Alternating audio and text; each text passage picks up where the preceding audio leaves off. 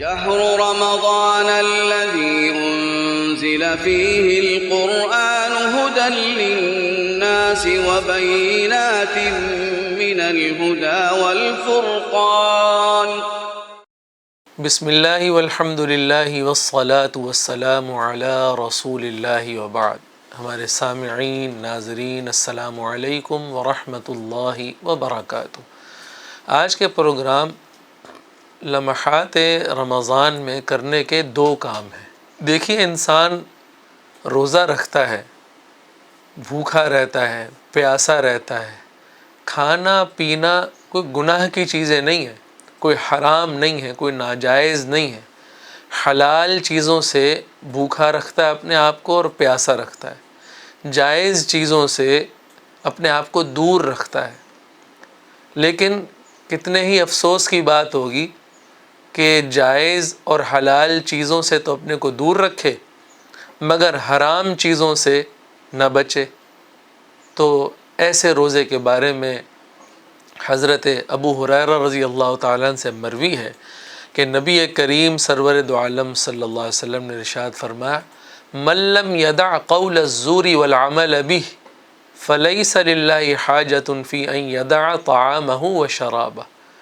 جو شخص جھوٹ اور بری عادات، بیہودہ حرکتیں نہ چھوڑے، اللہ تبارک و تعالیٰ کو ایسے شخص کے روزے کی اور بھوکا پیاسا رہنے کی کوئی پرواہ نہیں۔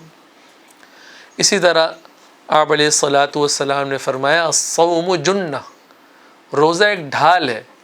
جیسے ڈھال سے انسان دشمن سے محفوظ رہتا ہے، حملہ آور سے محفوظ رہتا ہے، ایسے ہی روزے کی برکت سے انسان شیطان سے اور گناہوں سے محفوظ رہتا ہے۔ تو صحابہ نے پوچھا: بما یخرقھا، کہ یا رسول اللہ یہ ڈھال کس طرح پھٹ سکتی ہے؟ تو آپ علیہ الصلاۃ والسلام نے فرمایا: بکذب او غیبہ، جھوٹ اگر بولے گا یا غیبت کرے گا تو یہ ڈھال پھٹ جائے گی، ختم ہو جائے گی، اور شیطان اور برائیاں اس کے اوپر حملہ آور ہو جائیں گی۔ اب کرنے کے دو کام ہیں۔ پہلا کام تو یہ کہ آپ دیکھ رہے ہیں احادیث شریفہ میں زبان کے گناہوں کی طرف اشارہ زیادہ کیا جا رہا ہے۔ بکذب، کذب جھوٹ جو ہے زبان سے ہوتا ہے، غیبت یہ بھی زبان سے ہوتی ہے، اور ساتھ میں فرمایا والعمل بھی، بیہودہ حرکتیں۔ تو پہلی بات تو یہ ہے کہ انسان اپنی زبان کو قابو میں رکھے۔ اب انسان کی ایک عادت ہے مستقل بولتے چلے جانے کی، اس کو کہا جائے خاموش ہو جاؤ تو بھی اس کے لیے مشکل ہے۔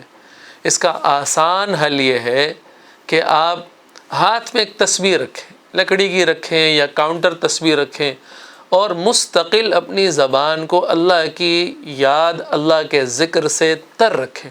سبحان اللہ، الحمدللہ، لا الہ الا اللہ، اللہ اکبر، استغفر اللہ، یا تلاوت وغیرہ۔ اس کی برکت سے آپ فضول باتوں سے ہی بچیں گے، اور جب فضول سے بچیں گے تو گناہوں سے بھی بچیں گے۔ کرنے کا دوسرا کام یہ ہے کہ آپ اپنی نگاہوں کی خاص طور سے حفاظت کریں۔ یہ جو دو عمل ہیں، زبان اور آنکھ کے گناہ، یہ اتنے عام ہیں، انسان نمازی ہو، حاجی ہو، روزے دار ہو، اکثریت اس میں مبتلا ہے۔ اللہ تبارک و تعالی ہمیں بچائے اور ہمیں رمضان کے لمحات کی قدر کرنے کی توفیق عطا فرمائے۔ تو آنکھ کے گناہ سے بچنے کا طریقہ یہ ہے کہ انسان نیچے دیکھ کے چلے۔ قرآن کریم کا علاج ہے یہ قرآنی علاج ہے۔ قل للمؤمنین یغضوا من ابصارہم، قل للمؤمنات یغضضن من ابصارہن۔ اے میرے حبیب، آپ اپنی امت کے مردوں اور عورتوں دونوں سے یہ فرما دیجئے کہ وہ اپنی نگاہوں کو نیچے رکھ کے چلیں۔ ہمارے حضرت حکیم الامت مولانا اشرف علی صاحب تھانوی رحمۃ اللہ علیہ نے ایک بڑا خوبصورت نقطہ بھی بیان فرمایا۔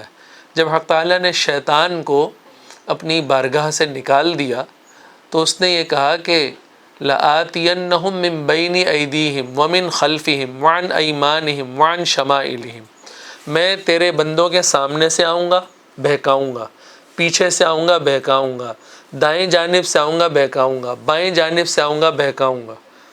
تو حضرت فرماتے ہیں کہ 4 جگہیں بول کے گیا ہے، سامنے، پیچھے، دائیں بائیں، اور 2 جگہیں چھوڑ کے چلا گیا۔ اوپر اور نیچے. فرمایا کہ اوپر دیکھ کے چلو گے تو گر جاؤ گے, اب نیچے دیکھ کے اگر چلو گے تو شیطان نہیں آئے گا, کیونکہ اس نے اپنی 4 جگہ بتا دی ہے. نیچے جب دیکھ کے چلو گے, نگاہوں کو پست رکھو گے, تو اللہ تبارک و تعالیٰ تمہاری حفاظت فرمائیں گے. اللہ تعالیٰ ہمیں اپنے روزے کو جس طرح کہ اس کا حق ہے ادا کرنے کا توفیق عطا فرمائے.